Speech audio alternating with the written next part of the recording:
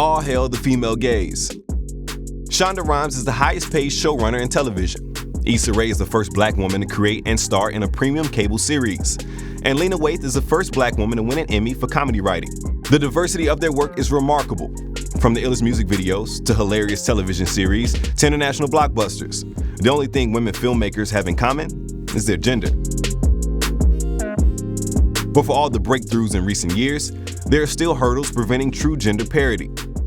We sit down with Hollywood's most dynamic female power players to understand their struggles, victories, and demands.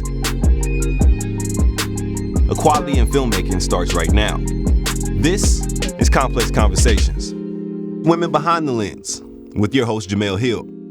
So as Ice Cube said once in Boys in the Hood, let's kick the actual factual, right? What is it really like for women in this industry right now? That is a loaded question. It's a really good time for us. I have a seat on this couch because of Lena, because of Issa, because of Yara, because of Nadeska. And it's also a time for us to prove, we have to show up. We have to. You guys believe that it's a really good time? It is. I feel like we're at a slightly paradoxical moment in which I think the socio-political culture doesn't necessarily align in any way with the creative culture. And so I feel like creativity has been thriving in ways that I am definitely a benefactor of, in ways that I absolutely love to see.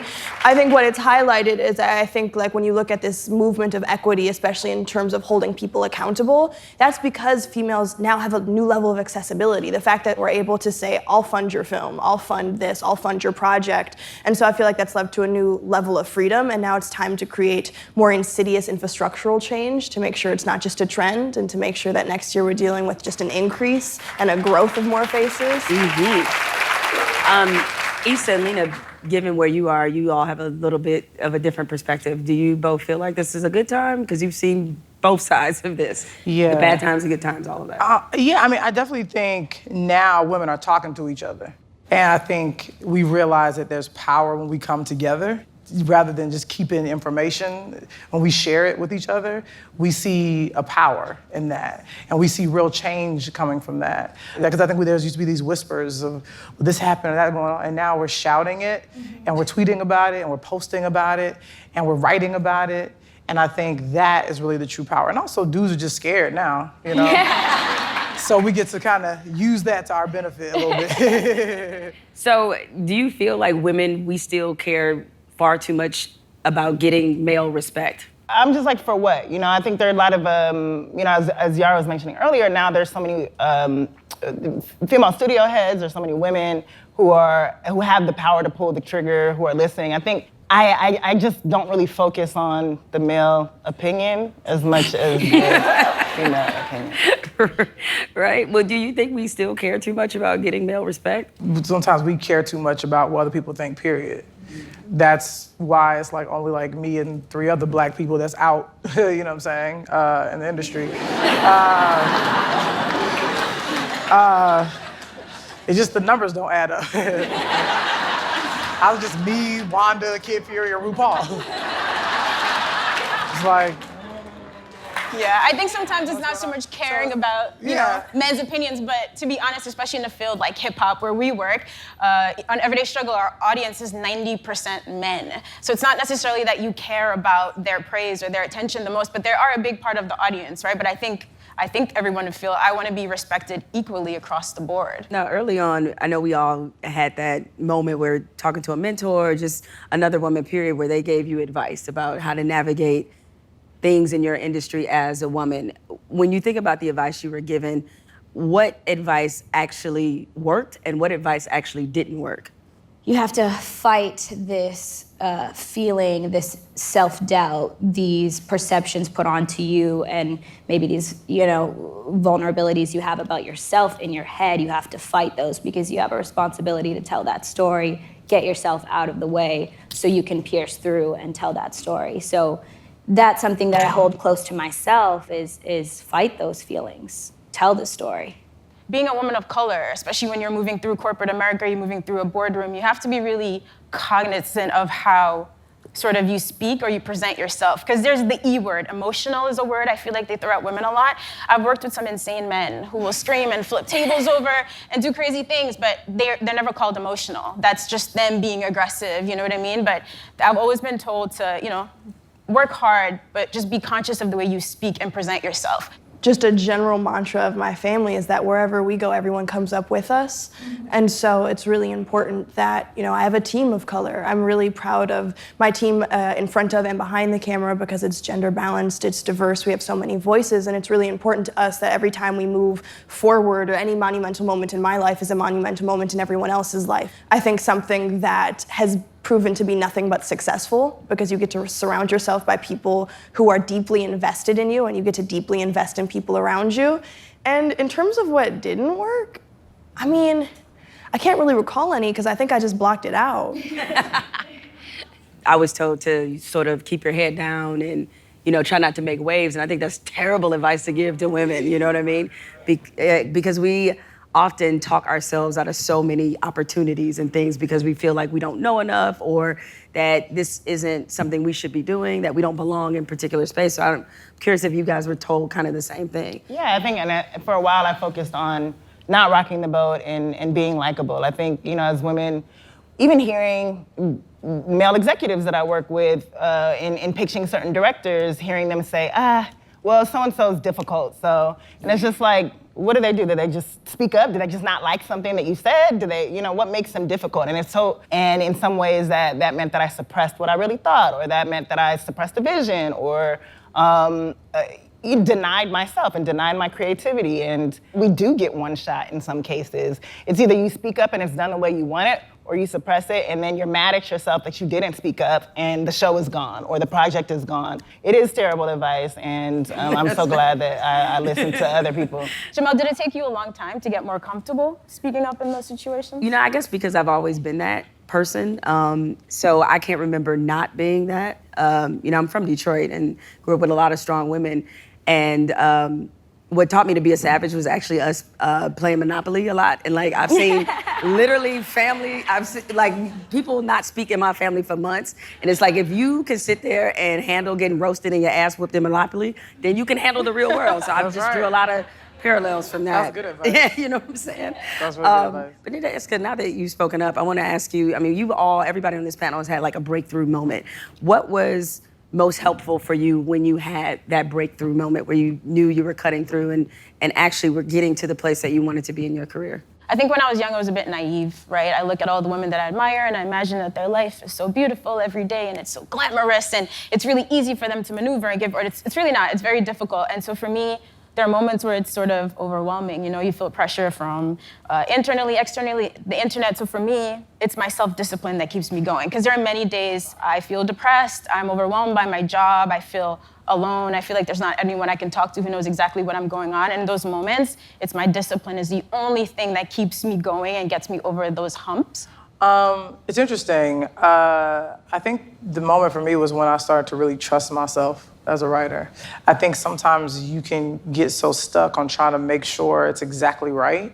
And I think I kind of let that go and decided to just like pour myself onto the page and let it be what it is and let people receive it. And I think the first time I really did that was the Thanksgiving episode. So it wasn't necessarily the Emmy per se, but it was more about after watching Melena's director's cut on my laptop in my living room with my now fiance, and I was going like, oh, that was good, that was good. And then walking to go, you know, like get some food or whatever, because it was more about me feeling good about it. And going like, oh, that's good. I feel good about that. And that's hard for me to say about my stuff because I'm very tough on myself. But feeling good about something I did and being able to stand next to it, everything else was just icing. And I think sometimes people get confused about a breakthrough moment thinking it's a public one, meaning it's one that's connected to some monetary gain, or meaning it's one that's connected to you getting some sort of power. It's like, no, if you can sit with something you created and like it, it's a success. Mm-hmm. Karena, what was it for you whenever you had your breakthrough moment, be it one that was public or private?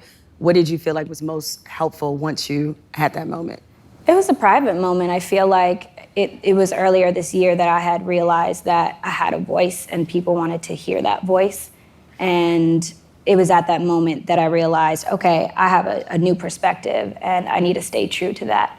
And every step that I take needs to be true to that and true to me. Issa, you struck me as somebody who always has been so comfortable with who they are and presenting that. Did you have that moment, like Lena talked about, where you sat down and said, you know what, actually, this is kind of good? Yeah, and then I was wrong. I've had a lot of those moments. So I think I've just had to be resilient in that way. Like, everything is not gonna hit, and you have to be okay with that. And I think once I got comfortable with like having missteps and fucking up, then that's when I was just like, okay, I think I'm ready. I built the skin for this industry. I built the skin to be able to continue to take risks and keep trying, because that's really what I want to do. I feel like it's an ongoing journey. I don't like the word like failure, because that implies that it's done, or that I'm taking a test and I'm not. I think it's just an ongoing journey of mistakes and learning from that, and it's exciting. It should be fun. It's still an ongoing conversation with myself, but I recognize that. Yeah, because I think as women, we manage a lot of other people's emotions. And so my goal for this year and next year is to say no more than yes. Say that louder. No is a complete sentence. motherfucking sentence. There you go. There you go. Not just a complete sentence, a complete motherfucking sentence. Like, totally. Woo, thank you for that TED Talk. I needed that. For real. You spoke to my spirit. Nope.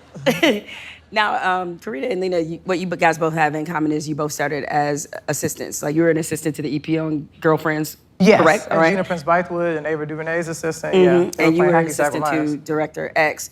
How did you all, there's a lot of women who start that way as assistants, but you guys climbed out of that. How did you all break through from that cycle of women kind of being stuck as assistants? It was like, the thing is, when you work for someone who is doing what you ultimately want to do, every single day you're staring at what could possibly be your future in the face. So why would you not, when you go home from that job, work as hard as you can on your own shit to make sure that eventually you where they at some point? So that's really what it was for me. That's what, is that like I would be, and also too, it's like you getting paid to go to grad school. What was important for you in terms of breaking out of just being the quote unquote assistant? I think you said it, it's learning. It's you don't get paid when you have an internship, but it was so worth it for me. Every single second I was just like a kid in a candy store, learning and taking it in. And the other thing I think it is truly having a mentor that cares about the next generation. I think that's really important. I was very, very lucky to have that, because X did something that I didn't see other people do before, which is sort of pass the baton. And mentorship, I do think, is something very specific, because I think people come up to you and say, oh, can you be my mentor? Thinking you just give them a job.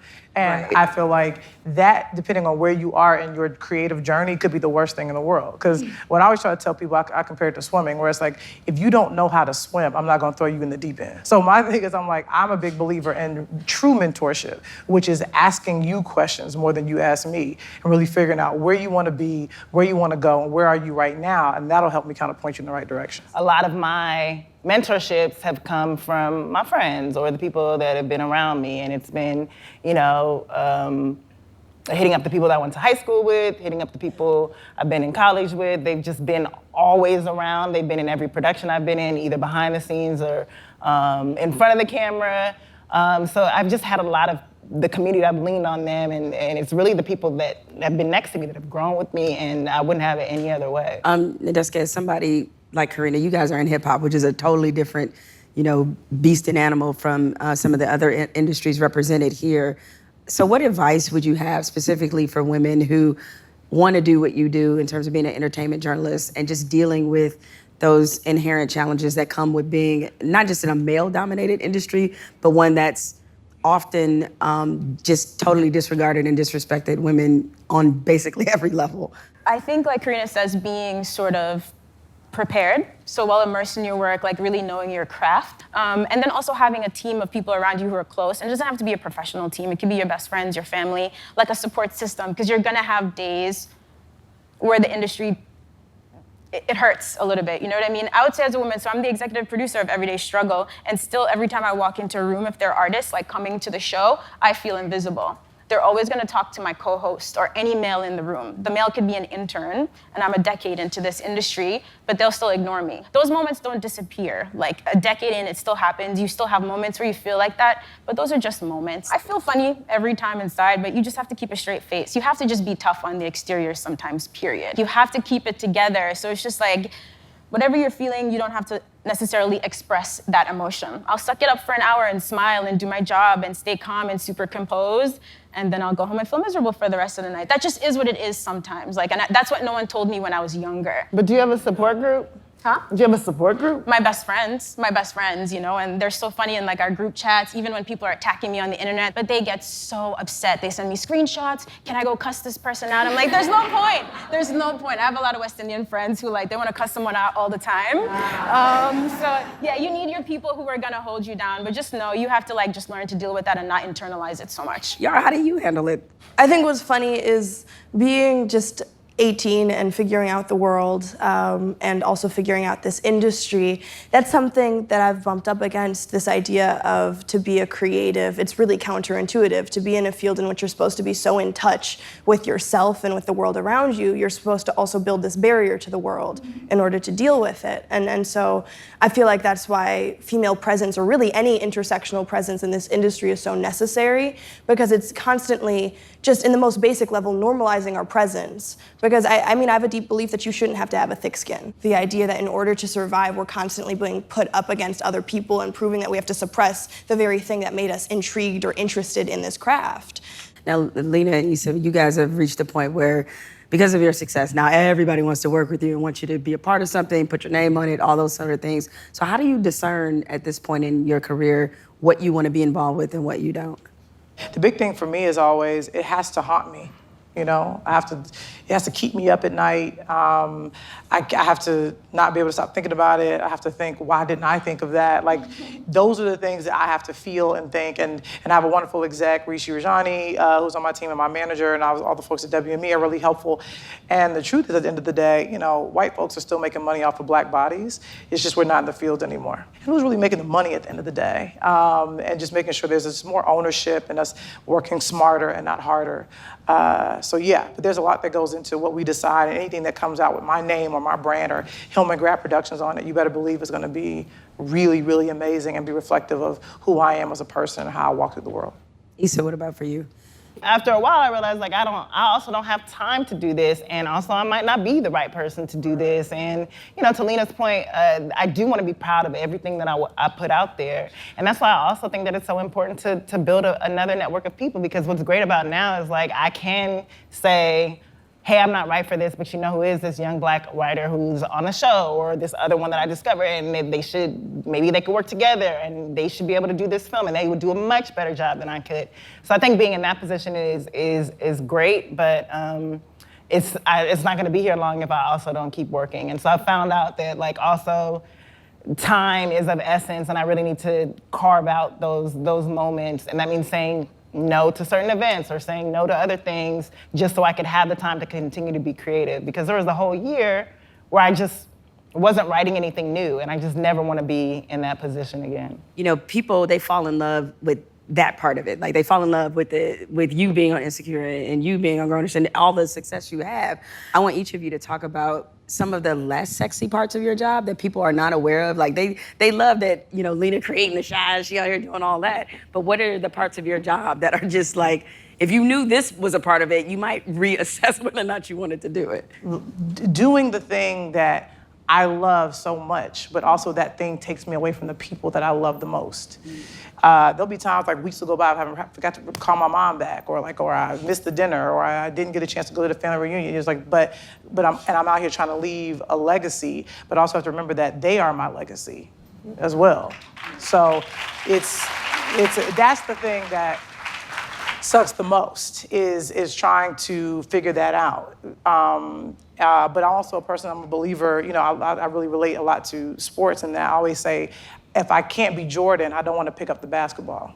Karena, what's the least sexy parts of your job that people may not be aware of? I love the I don't even call it a job. Like, I still pinch Right. myself that I get to wake up every day and tell a story in one way or another, and I get paid to do that. Like, that's crazy to me. Shit.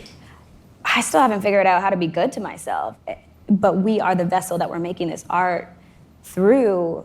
I gotta be good to myself. And we had a conversation a couple months ago where it was going good, we were laughing, you were like, but what do you do for yourself? And I was like, what do you mean? Like, This is what I do for myself. And you said, no, what do you do for yourself? You need to figure it out. And what's funny is a couple weeks later, I had a health scare because I wasn't good to myself. And I need to do that. And you put that into perspective for me. Yeah, she just asked me, so you taking breaks, bitch? Like, nah, not really. She's like, take a break. Like, okay, Issa, all right, girl. I'm gonna do it. I'll be better about it. Okay, Issa, like, that's right. That's why I'm glowing, man. So I'm glowing. For me, balancing this producer role and this talent role is excruciating. So every day struggle, we shoot super early. So I'm up at 5:30, heading to the office by 6. I'm there, we work early in the morning and we have to build the show late at night. And then my coworkers expect me to be answering every single email through the entire day. So really there would be no time to sleep, And if booking's coming last minute, that means we're switching up the rundown before the show. Sometimes I'll go weeks at a time. I'm sleeping 3 hours every night and I'm running literally on coffee all day. It'll be 5 o'clock and I'm like, oh shit, I haven't had breakfast yet. So I don't think it's really sexy. Issa, I'll start with you. How do you handle it when you have creative differences? We fight. We do. Okay. The creative differences where we're deciding what gets to go on screen, we talk it out a lot. And I think that's the benefit of having just a great partner. Prentice Penny was always clear, like, I know this is your show and your vision, and I'm just trying to help that, make it the best it can be. And he's so smart. He's an excellent storyteller, and and he's a great leader, and there's so much that I've learned from him. So there's just a mutual respect. And so, like, I know that any argument that we have over creative differences is coming from a great place. Like, we both want it to be the best show possible. So even with our writers, every writer has a voice in the room, and I hear everybody out. And I think because of experience, I've learned to be able to funnel everybody's thoughts and opinions into this voice. Being the face of the show and having your name on the show, you have to know that you have to own everything that in every place that you fuck up, every fuck up is yours, and you have to be comfortable with that. How do you know when is that time to say, okay, I've heard you out, but guess what? It's still gonna be my way. Well, I get upset when shit isn't right for the story. And it's not about me, it's not about my ego, it's not about me putting this thing together, it's about what's the best decision for the story, and it's in listening. And I think we're paid to have an opinion, so we have to voice that opinion. And I think it was just the way that I was raised and the way that I'm wired. It's like I need to tell you what I think, and then I'm gonna hear what you think, and we're gonna figure this out together. And it's having people being aligned with people that are also sharing that same vision for the story. And also, too, I think that comes with really practicing the craft. And it's like practicing free throws. The more you do it, you'll get better and better at it. And before you'll know it, when the ball's gonna go in and when it's not. If I'm the one writing it, if it says written by me and I've asked people's opinions, it's like I can hear their opinions, but ultimately it is my decision. And I think those creative differences, it can get tricky because sometimes it's like you got to be mindful of where the voice is coming from and the intention and because if there's a person who's like, well, I don't think somebody would do that, a lot of that has to come with where they're coming from. So it's like, well, where's the character coming from? Mm-hmm. What is your self-care? Well, I mean, like you said, I think we say no more than we say yes to a lot of things just because your time is precious, time is money. That's one thing, but also, I mean, they call me jukebox on set because I'm never not listening to music. I feel like music is like how I ground myself, and sometimes it gets in the way of audio when we're shooting. I'm like, wait, let me turn that off real quick. But yeah, I think it's making sure that I have those moments of like, I love going to music festivals. I love going to concerts. And so even if I know I have to be on set at 5, so I'm waking up at 4, and even though I know I have an essay to write, I still am figuring out how do I fit those things in. I think it's really important to decompress, and also, like they said, just say no. Sometimes I really just like to be on my couch for like hours and hours. Just want to watch TV and kick it and decompress, and I don't think you should ever feel guilty about doing that. So obviously, you guys are kind of now, who can you tell us that's next that's maybe not getting the credit or the shine? I think on a bigger level for me is the people who I wish got more shine are the behind the scenes, like the editors and the colorists and the production designers and the PAs. Like, we didn't do this by ourselves, and I wish they got the shine because I did it with every single one of those people, Somehow we gotta make that happen more. No, I feel the same as Karena. It's like all the amazing women behind the scenes, even in hip hop, like Alara Styles, for example. I think she doesn't get enough credit for like how hard she produces on that show. And she just helped with the big female festival in Brooklyn the other day, Envision Fest. She reaches out to other women, and I think people like her don't get enough love. I'm a shameless plug on your behalf because I recently saw The Hate You Give. And it is, if you haven't seen it, it's very, very, very good. You get a little mad when you leave, but that's okay. I felt hopeless for about 10 minutes, and then I was like, okay, I'm inspired again, I'm inspired. But it's a great movie, though. I think these ladies obviously deserve a heavy, huge round of applause.